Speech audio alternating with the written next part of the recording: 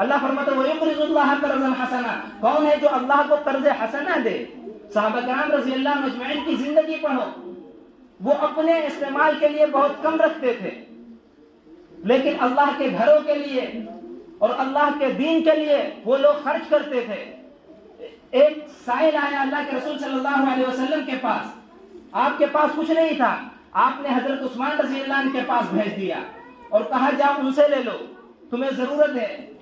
وہ گئے، دروازے پر کھڑے تھے کہ اندر سے لڑنے جھگڑنے کی آواز آ رہی تھی، بیوی سے کہہ رہے تھے کہ تم نے رات کو موٹی بتی یعنی تیل جو ہوتا ہے جس میں جلاتے ہیں اس میں موٹی بتی جلا دی، اس لیے تیل زیادہ خرچ ہو گیا۔ وہ صحابی باہر سن رہے تھے، کہنے لگے جو اتنی سی بات پر لڑتے جھگڑتے ہیں وہ ہمیں کیا دیں گے؟ بہرحال انہوں نے کنڈی کھٹکھٹائی، اندر سے آئے حضرت عثمان رضی اللہ عنہ اور کہنے لگے کہ اللہ کے رسول صلی اللہ علیہ وسلم نے ہمیں بھیجا ہے، کچھ ہماری ضرورت ہے۔ وہ اندر گئے اور ایک لا کر اچھی خاصی رقم ان کو دے دی اور پھر وہ صاحب جانے لگے اور کہنے لگے کہ آپ نے اتنی زیادہ رقم ہمیں دی ہے، ہمیں تو لگا کہ آپ کچھ نہیں دیں گے۔ تو حضرت عثمان رضی اللہ نے فرمایا ہم آپ کو نہیں دے رہے، ہم تو یہ اللہ کو دے رہے ہیں اور اپنے استعمال میں کم رکھتے ہیں، اس لیے پھونک پھونک کر ہم رکھتے ہیں، یہ حساب دینا پڑے گا، ہم اللہ کو جتنا مرضی آئے زیادہ دے دے، اس لیے یہ ہمیں واپس ملے گا۔ ان کا عقیدہ یہ تھا، لیکن آج ہماری سوچ کیا ہے؟ ہم اپنے استعمال کے لیے زیادہ رکھتے ہیں، ہم اپنے استعمال کے لیے بہت زیادہ رکھتے ہیں، لیکن اللہ کی مسجدوں کے لیے، اللہ کے گھر کے لیے، اللہ کے نام پر ہم سے پیسے نہیں نکلتے، اس لیے ہم نے دین پڑھا ہی نہیں ہے، دین سیکھا ہی نہیں ہے۔ اگر دین پڑھتے تو ایک آیت حضرت طلحہ رضی اللہ عنہ نے سنی تھی، لن تنالوا البر حتى تنفقوا مما تحبون، کہ تم ایمان کے کامل درجے تک اس وقت تک نہیں پہنچ سکتے جب تک کہ تم اپنے مال کو اللہ کے راستے میں جو محبوب ہے اسے نہ خرچ کر دو۔ انہوں نے کیا کیا؟ ایک آیت سنی، اللہ کے رسول صلی اللہ علیہ وسلم کے خدمت میں گئے اور اللہ کے رسول صلی اللہ علیہ وسلم سے کہا مجھے میرا باغ سب سے زیادہ محبوب ہے، میں اللہ کے راستے میں دیتا ہوں۔ ایک آیت سنی، آج ہم پوری آیتیں بتا دی جائے، پورا قرآن سنا دیا جائے، پھر بھی ہم پر ذرہ برابر ہمارے اندر وہ کیفیت نہیں آئے گی، اس لیے کہ ہمارے دلوں کے اندر مہر لگ چکی ہے، ہمارے دلوں کے اندر اسلام کا شوق نکل گیا، اللہ کے احکام پورے کرنے کا شوق نکل گیا۔ مسجدوں سے آذان کی آواز جاتی ہے، کتنے لوگ مسجد آتے ہیں؟ کیا صرف جمعے کے دن اللہ رب العالمین ہمیں بلاتے ہیں؟ کیا جمعے کے دن کہتے ہیں آ جاؤ تم نماز پڑھ لو؟ باقی 5 نمازیں اگر فرض کی ہیں تو ہر وقت 5 نمازیں پڑھنا ضروری ہے، دن میں 5 وقت پڑھنا ضروری ہے، صرف جمعے کے دن اللہ رب العالمین ہمیں نہیں بلاتے۔ اگر ہم جمعے کے علاوہ ہم نماز قضا کریں گے اتنا ہی ہمیں نقصان ہوگا، اتنا ہی گناہ پڑے گا۔ ایک نماز جو شخص جان بوجھ کر چھوڑ دے 2,88,00,000 برس جہنم میں جلے گا، یہ اللہ کے رسول صلی اللہ علیہ وسلم نے فرمایا۔ جمعے کی نماز نہیں، جو شخص ایک نماز چھوڑ دے، جو شخص ایک نماز چھوڑ دے، یہ اللہ کے رسول صلی اللہ علیہ وسلم نے فرمایا کہ وہ جہنم کے اندر اس کا نام لکھ دیا جاتا ہے، اور جس کا نام جہنم کے دروازے پر لکھ دیا جائے گا وہ جہنم میں ضرور جائے گا، کوئی اسے روک نہیں سکتا۔ من ذا الذی یشفع عنده الا باذنہ، کون ہے جو اللہ کے پاس تمہاری سفارش کرے؟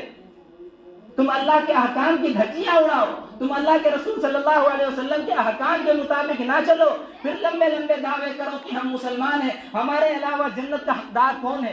یہ بے وقوفی ہے، یہ جہالت ہے۔ اللہ نے جو احکام فرض کیے ہیں اسے کرنا ہی ضروری ہے۔ نماز کے بارے میں اللہ فرماتا ہے الذین یقیمون الصلاۃ ومما رزقناہم ينفقون، کہ وہ لوگ نماز قائم کرتے ہیں۔ کامیاب ایمان والوں کی پہچان اللہ نے فرمائی ہے قد افلح المؤمنون، کہ مومنین کامیاب ہوں گے۔ فرمایا کون لوگ کامیاب ہوں گے؟ فرمایا الذین هم فی صلاتهم خاشعون، جو اپنی نمازوں میں خشوع پیدا کرنے والے ہیں۔ ہم تاریخ پڑھیں، اللہ کے رسول صلی اللہ علیہ وسلم کے زمانے کی زندگی پڑھیں، اللہ کے رسول صلی اللہ علیہ وسلم کے زمانے میں منافقین بھی نماز جماعت سے پڑھتے تھے، کوئی ایک نماز نہیں چھوڑ سکتا تھا۔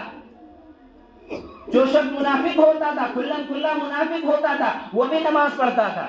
اللہ کے رسول صلی اللہ علیہ وسلم نے فرمایا 2 نمازیں ہیں جو منافقین پر بھاری ہیں، وہ 2 نمازیں نہیں پڑھتے یا سستی کرتے ہیں۔ فرمایا کہ وہ کون سی نماز ہے؟ فرمایا عشاء کی نماز اور فجر کی نماز۔ یہ منافقین کی علامت ہے کہ وہ عشاء فجر کی نہیں پڑھتے۔ اگر وہ ہمیں دیکھ لیتے تو کیا کہتے؟ ہم تو پورا ہفتہ مسجد سے دور رہتے ہیں، ہمیں کون سا لقب دیا جاتا ہے؟ ہم کہہ دیتے ہیں آسانی سے کہ ہم کاش اس زمانے میں ہم پیدا ہوئے ہوتے، اللہ کے رسول صلی اللہ علیہ وسلم کے زمانے کو ہم پاتے، ہم کہہ دیتے ہیں۔ حضرت حکیم الامت اشرف علی تھانوی فرماتے ہیں جب یہ کوئی جملہ یہ کہتا ہے کہ کاش ہم رسول اکرم صلی اللہ علیہ وسلم کے زمانے میں ہوتے تو ہم کانپ جاتے ہیں۔ وہ کیسے کہہ دیتا ہے؟ ہم اگر اللہ کے رسول صلی اللہ علیہ وسلم کے زمانے میں ہوتے اور ہم اسی طریقے سے اللہ کے رسول صلی اللہ علیہ وسلم کی نافرمانی کرتے، ہمارا شمار کہاں ہوتا؟ ہم اللہ کے حکام پر نہیں آتے، اللہ کے رسول صلی اللہ علیہ وسلم کے زمانے میں پیدا ہوئے ہوتے، پھر ہم کہاں جاتے؟ ہم کہہ دیتے ہیں کہ ہم اللہ کے رسول صلی اللہ علیہ وسلم کے زمانے میں ہوتے، اللہ کے رسول صلی اللہ علیہ وسلم کے زمانے میں ہوتے، ہمارا شمار منافقین میں ہوتا، اس لیے کہ ہمیں ایک ماننی نہیں ہے اللہ کے رسول کی، ہمیں ایک ماننی نہیں اللہ کے حکام کی۔ پوری زندگیاں گزر گئی، ہم نے ابھی تک نماز پابندی کے ساتھ پڑھنا شروع ہی نہیں کیا۔ کوئی ایک دن ایسا بتاؤ کہ جب ہم نے 5 نمازیں تکبیر اولیٰ کے ساتھ پڑھی ہو، بہت کم لوگ نکلیں گے تکبیر اولیٰ کے ساتھ جنہوں نے 40 دن کی چھوڑ دیجئے 1-2 دن دکھا دے۔ منافقین پر نماز عشاء اور فجر کی بھاری تھی، آج ہم پر پورا ہفتہ نماز بھاری ہو جاتی ہے، ہم نہیں آتے اللہ کے گھروں کو، پھر ہم شکایتیں کرتے ہیں کہ روزانہ ایک مسجد چھینی جا رہی، روزانہ ایک مسجد شہید کی جا رہی، یہ مسجدیں شکوہ کرتی ہیں، شکایت کرتی ہیں، رو کر اللہ سے مسلمانوں کی بربادی کی دعا کرتی ہیں۔ پھر جب یہ بربادی کی دعا کریں گے ہم کہاں آباد ہوں گے؟ ہم کہاں آباد ہوں گے جب مسجدیں ہمارے لیے بددعا کرنے لگے؟ اور بددعا کرنے کا ان کا حق ہے کہ پورا ہفتہ مسجدیں خالی ہے، پورا ہفتہ ہم جمعے کے دن آئے نماز پڑھنے کے لیے، پڑھیں گے وہ بھی پوری نماز نہیں پڑھیں گے۔ نماز پوری پڑھنا ضروری ہے اور یہ اللہ کا رسول صلی اللہ علیہ وسلم کا حکم ہے۔ اگر ہم واقعی اللہ کے رسول صلی اللہ علیہ وسلم سے سچا عشق ہے، محبت ہے، تو ہم ان کے ہر احکام کو